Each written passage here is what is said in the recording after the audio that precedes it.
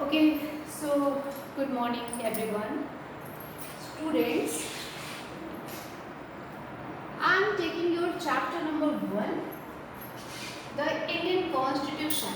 I have already given you the briefing of this chapter, right? The Indian Constitution, देखो, तो the day before yesterday, I had cleared you what do you mean by Constitution, ठीक है? ये जो term है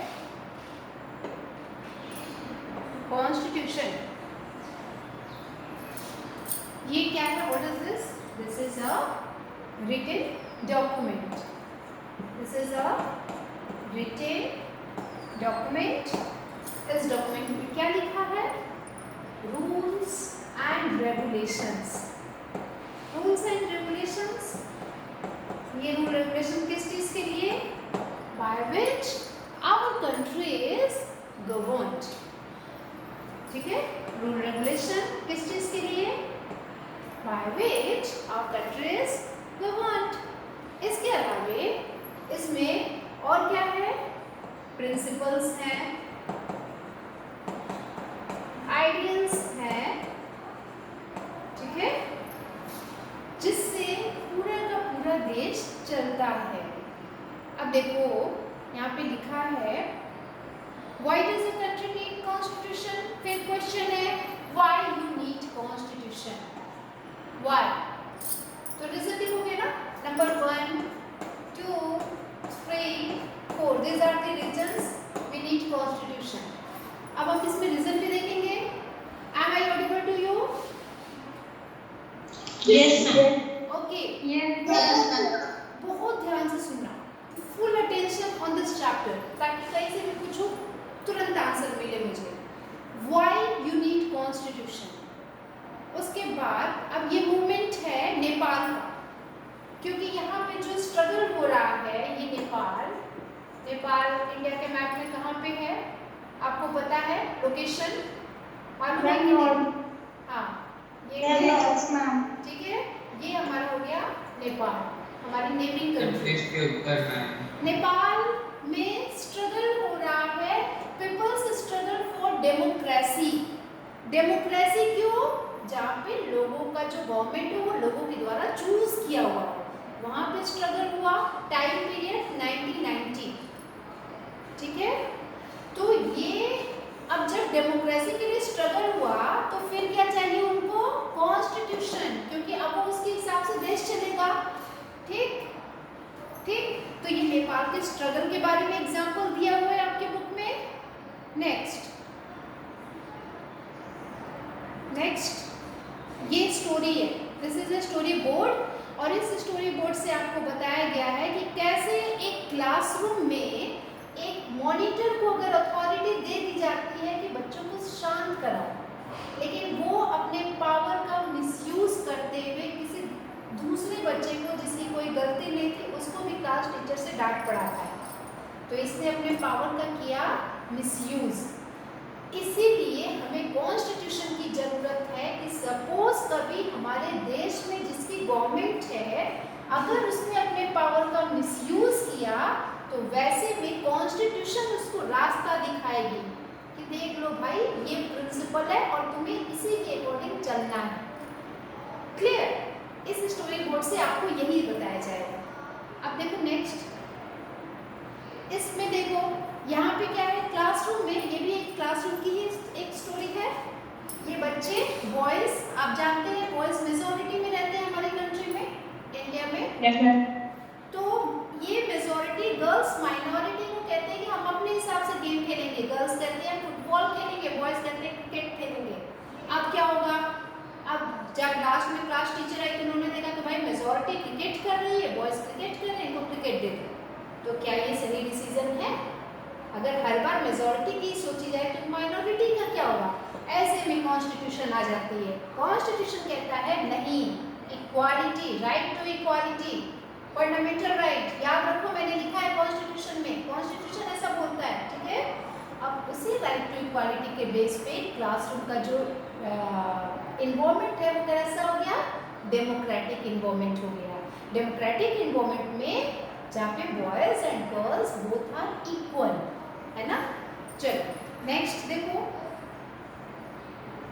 ये story board क्या कह रहा है कि कॉन्स्टिट्यूशन जो है वहाँ पे, जैसे ये लड़की है, अब इसको स्कूल में वर्क मिला है, होमवर्क मिला है, पेरेंट्स और पूरी फैमिली बैठ के टीवी देख रही है और ये सोच रही है कि अगर मैं भी टीवी देखने बैठ जाऊँ तो मेरा काम पेंडिंग हो जाएगा, अब मैं क्या करूँ। और इसका मन भी हो रहा था, लेकिन अगर वो देखने लगेगी तो काम रुकेगा। फिर इसने डिसाइड किया कि इसने कहा कि फादर मदर टीवी को ऑफ कर दो, फिर मैं अपने काम को स्टार्ट कर सकूँ। समझ रहे हो ना। आप लोग ये प्रोग्राम कल देख लेना, हम सब एक साथ मिलकर देख लेंगे। यहाँ पे कॉन्स्टिट्यूशन का क्या रोल है, तो कॉन्स्टिट्यूशन में कुछ ऐसे डिसीजंस लिए जाते हैं जहाँ पे जो बहुत इंपॉर्टेंट होता है, जहाँ पे मेजॉरिटी कुछ और चाहती है, लेकिन अगर माइनॉरिटी के भी डिसीजन मतलब उसके लिए वो जरूरी है, तो वहाँ पे वो कॉन्स्टिट्यूशन में रास्ता दिखाया जाता है। बेटा इसको मैं स्टोरी से समझाऊंगी अच्छे से। नेक्स्ट, अब ये कॉन्स्टिट्यूशन का इंपॉर्टेंट रोल है डेमोक्रेटिक सोसाइटीज में, उसको एग्जाम्पल से दिया गया है। 1 एग्जाम्पल, 2, 3, 4, ठीक है। उन्हीं 4 एग्जाम्पल्स में कॉन्स्टिट्यूटिव रूल्स क्या क्या थे। जैसे people of Nepal adopted a new constitution, जब वहाँ पे स्ट्रगल चल रहा था, नेपाल में मूवमेंट चल रहा था, तो फिर डेमोक्रेसी वहाँ पे स्टैब्लिश हो गई। उसके पहले मोनार्की थी, ठीक है, और जब डेमोक्रेसी आ गई तो कॉन्स्टिट्यूशन आया। कॉन्स्टिट्यूशन में अब लिखा है कि it define the kind of country we want to live in. इसको भी मैं क्लियर करूंगी एक एक करके एग्जांपल से। 4 एग्जांपल है। नेक्स्ट, इंडियन, आज हम लोग यही तक पढ़ेंगे, ठीक है। तो चलो हम आ जाते हैं अपने मेन टॉपिक पे, ठीक। और हमारा मेन टॉपिक है द इंडियन कॉन्स्टिट्यूशन। अब देखो इसमें लिखा है कि भाई according to the rules of football, football का रूल क्या कहता है, when the ball touches the arm of any player, football में बॉल को फुटबॉल से, फुट से खेला जाता है, पैर से खेला जाता है, लेकिन अगर उसमें आर्म टच होता है, हाथ टच हो गया, तो उसको फॉल मान लिया जाता है, ठीक है। समझ रहे हो ना। तो ये रूल है, तो उसी रूल पर पूरा का पूरा गेम होता है। ठीक वैसे ही हमारी सोसाइटी में कुछ कॉन्स्टिट्यूटिव रूल्स होते हैं। बेटा कॉन्स्टिट्यूटिव रूल्स का मतलब क्या हुआ, वो रूल्स एंड रेगुलेशंस जो कॉन्स्टिट्यूशन में लिखा गया है, और यही कॉन्स्टिट्यूटिव रूल्स एक सोसाइटी को दूसरी सोसाइटी से अलग करता है, एक कंट्री को दूसरी कंट्री से अलग करता है। फॉर द एग्जाम्पल, इंग्लैंड का कॉन्स्टिट्यूटिव रूल्स इंडिया के कॉन्स्टिट्यूटिव रूल से वेरी करेगा, डिफ्रेंशिएट होगा, क्योंकि वहाँ की सोसाइटी की डिमांड इंडिया की, दोनों की डिफरेंट है, ठीक। In large society in which different communities live together, these rules are formulated through consensus। consensus मतलब होता है एग्रीमेंट, सबके एग्रीमेंट के साथ लेकर रूल रेगुलेशंस कॉन्स्टिट्यूशन में बनाया जाता है, ठीक है। और ये सारे रूल रेगुलेशंस जो कंसेंसस से, जो लोगों के एग्रीमेंट से बनते हैं डेमोक्रेटिक कंट्री में, बड़ी से समाज के लिए, वो रिटन फॉर्म में होता है और उसी को कॉन्स्टिट्यूशन कहा जाता है, ठीक है। अब देखो, चलो अब आ जाओ इस पे, वाई वी नीड कॉन्स्टिट्यूशन। अब देखो, today most countries in the world have a constitution. आज हमारे पास पूरे दुनिया में अराउंड 193 के आसपास कंट्रीज हैं, ठीक है, मोर देन 193 इसी के अराउंड में है, ठीक है। अब क्या हुआ कि कुछ आपको पता है, कहीं पे डेमोक्रेटिक फॉर्म ऑफ गवर्नमेंट है, कहीं पे मोनार्कियल फॉर्म ऑफ गवर्नमेंट है, ठीक है। अब कॉन्स्टिट्यूशन का रोल सबसे इम्पोर्टेंट क्या है, it lays out certain ideals. इस लाइन को मार्क करिए, constitution lays out certain ideals that form the basic kind of country. मतलब जिस देश में आप रह रहे हैं भारत में, तो यहाँ पे कुछ आइडियल्स बने हैं और हम सभी एज अ सिटीजन उस आइडियल्स को फॉलो करते हैं। क्यों? क्योंकि वो हमारे देश का बेस है, बेस है। ठीक है, एक तो ये हुआ।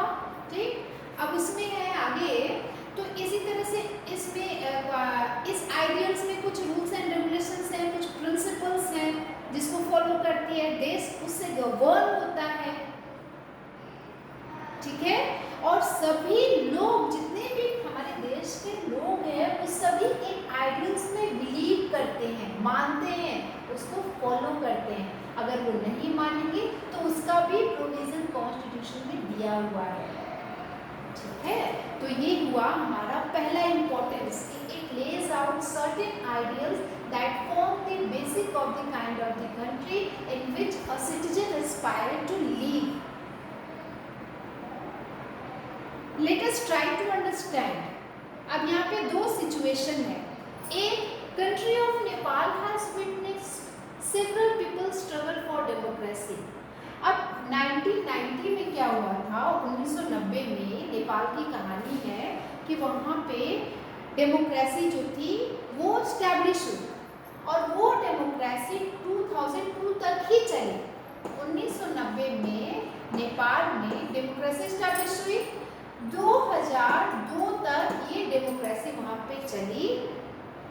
2002 में किंग ज्ञानेंद्र ने क्या किया कि जो वहाँ पे राजा थे, यानी कि अब ये कहो कि जो डेमोक्रेसी भी है और राजा भी है, ये कैसा गवर्नमेंट है? तो किंग ज्ञानेंद्र की पोजीशन थी, यानी मोनार्कियल फॉर्म ऑफ गवर्नमेंट था, लेकिन कॉन्स्टिट्यूशन के साथ साथ चल रहा था। समझ रहे हो? अब आगे क्या हुआ, लोग खुश नहीं थे क्योंकि ज्ञानेंद्र के जो तरीका था गवर्नेंस का, उससे लोग खुश नहीं थे, और वो कह रहे थे कि नहीं, हमें फुल डेमोक्रेसी चाहिए। ठीक है, फिर 2006 में लोग बहुत ज़्यादा फोर्स किए, और 2006 में लोगों के मूवमेंट से वहाँ पे एक नई डेमोक्रेसी स्टैब्लिश हो गई। और उसके बाद जो नेपाल एक वहाँ पे मोनार्की ख़त्म होती है, और 2006 में नेपाल फुल डेमोक्रेटिक कंट्री बन जाता है। राजा गया तेल लेने, बन गया, कॉन्स्टिट्यूशन आ गया, और अब वहाँ की गवर्नमेंट लोगों के द्वारा चूज की जाने वाली गवर्नमेंट थी। समझ में आया? तो ये पूरी की पूरी कहानी नेपाल की। कोई आपसे पूछे कि आपकी नेबरिंग कंट्रीज नेपाल के बारे में कुछ बताओ, तो बता देना डेमोक्रेसी के बारे में कि ऐसी ऐसी कहानी थी। ठीक है, चलो अब आगे क्या होता है, आगे क्या होता है? Second important purpose of constitution is, दूसरा उद्देश्य क्या है कॉन्स्टिट्यूशन का? Define the nature of a countries political system. हमारे देश का पॉलिटिकल सिस्टम कैसे चलेगा, तो ये कॉन्स्टिट्यूशन में लिखा होता है। वैसे ही नेपाल, तो ये नेपाल वाली कहानी है कि पहले उनके साथ किंग थे, तो वहाँ पे कॉन्स्टिट्यूशन था, किंग अपने मिनिस्टर्स के साथ डिस्कस करते थे, तो डिसीजन लेते थे। लेकिन जब डेमोक्रेसी आई तो वो कॉन्स्टिट्यूशन को बेस बनाया गया, और कॉन्स्टिट्यूशन के बेस पे वहाँ की कंट्री गवर्न होने लगी। अब देखो, in a democracy we choose our leader so that they can exercise power. बेटा एक मिनट, हाँ ठीक है, they can exercise power responsibly on our behalf. There is always the possibility constitution provides a safeguard. No, सीधे story board पे आओ और picture देखो। सुरेश क्लास मॉनिटर है, और उनके जो क्लासमेट्स हैं वो सुरेश को बिल्कुल भी लाइक नहीं करते हैं। क्यों? क्योंकि मिसेस राव जो क्लास टीचर है, उन्होंने सुरेश को बनाया था, और सुरेश अपने फायदे का, अपने पोजीशन का बहुत ज़्यादा फायदा उठाते हुए अनिल को डांट पड़ा दी अपने टीचर से। अनिल, आज मैं तुम्हें मिसेस राव से डांट पड़वाऊंगा। अनिल ने कहा, मैंने क्या किया है? तुमने क्लास में बहुत तेजी से बात की है, पूरी क्लास को डिस्टर्ब किया है।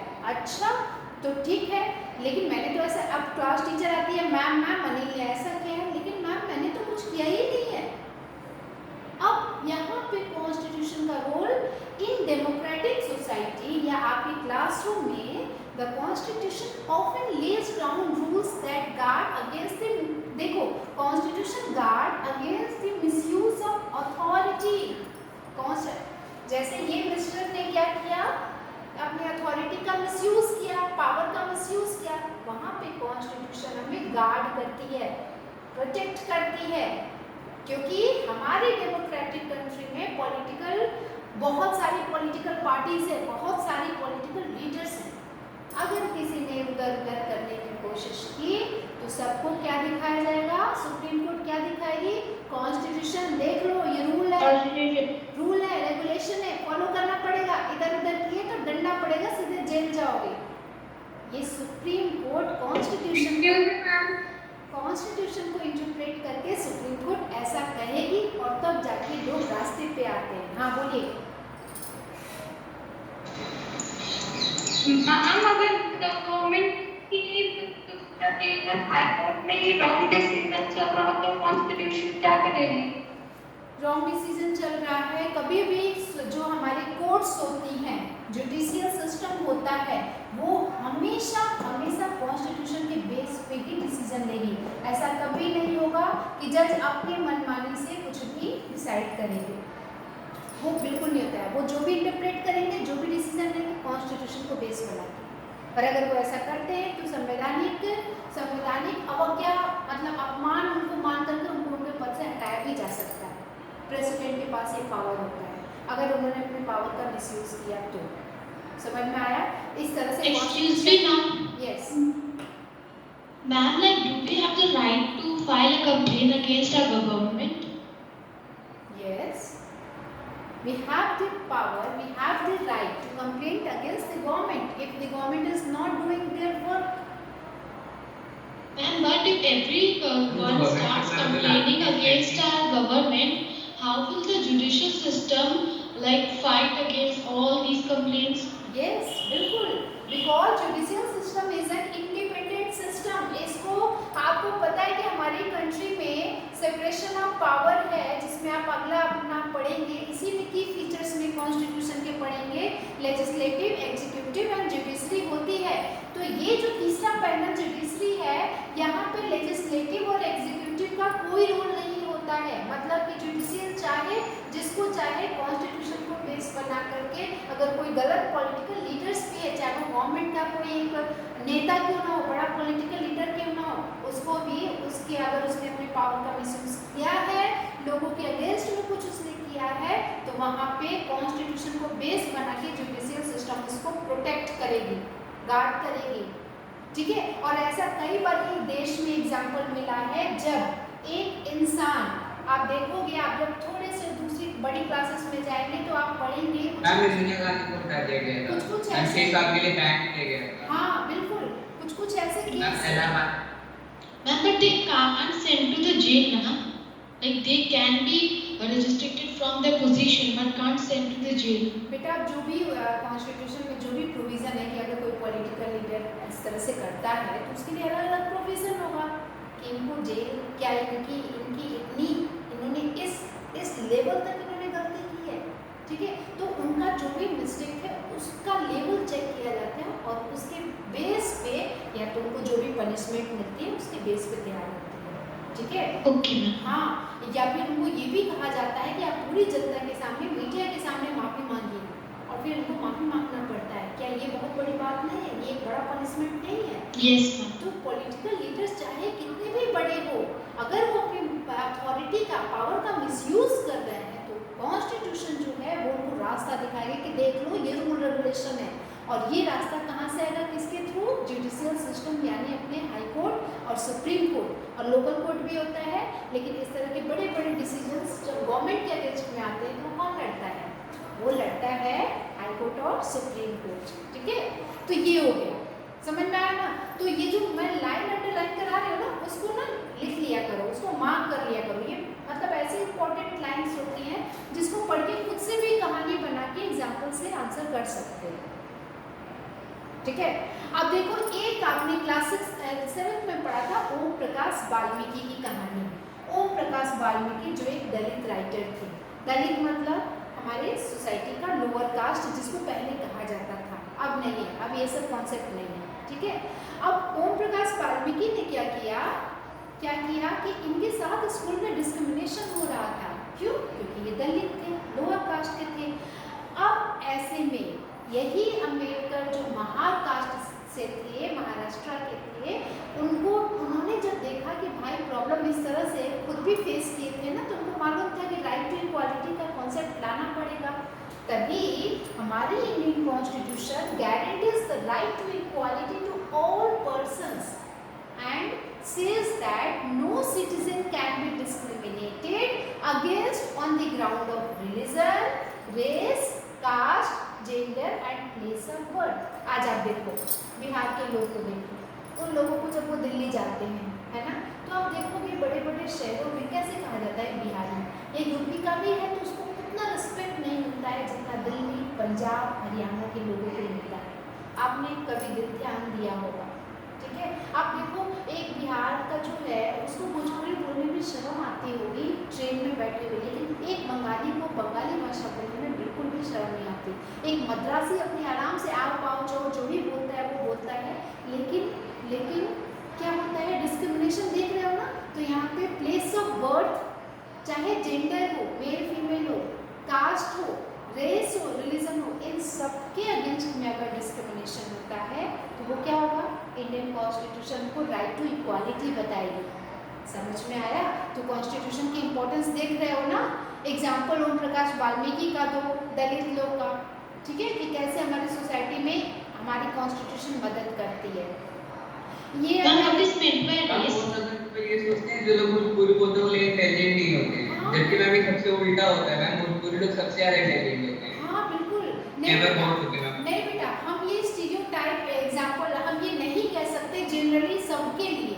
हाँ, लेकिन आप इस तरह से कहते हो कि डाटा ये कहता है कि बिहार और यूपी के जो जितने भी पढ़े लिखे लोग होते हैं उनमें भले उनका लिटरेसी रेट कम होता है स्टेट का, लेकिन वहाँ से ज़्यादातर IAS और IPS निकलते हैं ऑल ओवर इंडिया में। बिहार और यूपी के लोग ही IAS और IPS ज़्यादातर होते हैं, ठीक है। 20% बाहर से निकलते हैं और 30% के अराउंड यूपी से। हाँ बिल्कुल, ठीक है।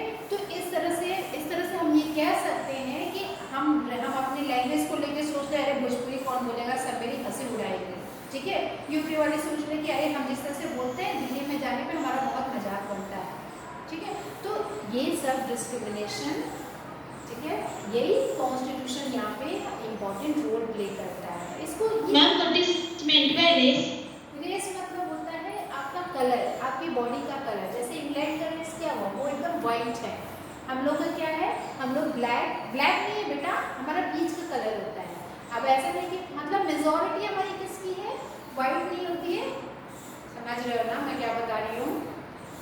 यस मैम, हाँ, yes ma'am, race means colour, skin का कलर, ठीक है।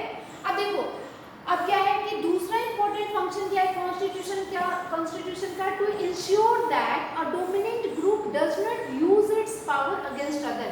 यानी कि जो पिछला एग्जांपल लिया था ना कि जैसे सुरेश ने अनिल को डांट पड़वाई थी टीचर से क्योंकि उसने अपनी अथॉरिटी का मिसयूज किया था, ठीक वैसे ही यहाँ पर मेजॉरिटी बॉयज चाहते हैं क्रिकेट खेलना और गर्ल्स चाहती हैं फुटबॉल खेलना। तो जब कभी इस तरह का अनहेल्दी सिचुएशन, मान लो डेमोक्रेसी, ये तो क्लासरूम की बात थी, अगर डेमोक्रेटिक कंट्री में आता है तो क्या होगा, अब यहाँ पे कॉन्स्टिट्यूशन कहेगी कि बेटा I enforce decision that we exclude minority and go against their interest. यहाँ पे आपको सबको लेके चलना है, ठीक है, वही वाली बात हुई राइट टू इक्वालिटी वाली बात। और हाँ, एक चीज याद रखो, this above story board illustrate, ये स्टोरी बोर्ड जो है ये बॉयज एंड गर्ल्स की जो गेम वाली कहानी है ये इलुस्ट्रेट करती है, बताती है क्या कि जो मेजॉरिटी है यानी बॉयज का जो क्रिकेट खेलने का जो उनका डिसीजन था वो अगर टायरेनी मतलब समझते हो, मतलब ये होता है कि अपनी मनमानी करना, तो अगर ये अपनी मनमानी करेंगे तो ऐसे में जो है सोसाइटी, हमारा जो कॉन्स्टिट्यूशन है वो सेफ गार्ड करेगी, बचाएगी, ठीक है। इस society is prone to this tyranny of the majority. Indian the constitution usually contains rules that ensure, अब जो माइनॉरिटी है वो रूल्स कॉन्स्टिट्यूशन वाला इंश्योर करता है कि तुम चिंता मत करो, मेजॉरिटी तुम्हें कभी भी एक्सक्लूड नहीं कर पाएगी, समझ गए ना, अपना डोमिनेशन नहीं दिखा पाएगी। अपना रुतबा नहीं दिखा पाएगी, चाहे वो क्लासरूम हो, चाहे स्टेट में किसी के साथ कोई हो, चाहे कंट्री की बात हो, है ना। कभी कभी देखिए हो ना कि एक कम्युनिटी दूसरी कम्युनिटी को डोमिनेट करती है। अब जैसे अपने इंडिया में मान लो रिलीजन के बेस पे देखें तो 80% कौन है, हिंदुइज्म है ना, 80 नहीं 70 के आसपास होगा। 20% कौन है, मुस्लिम है।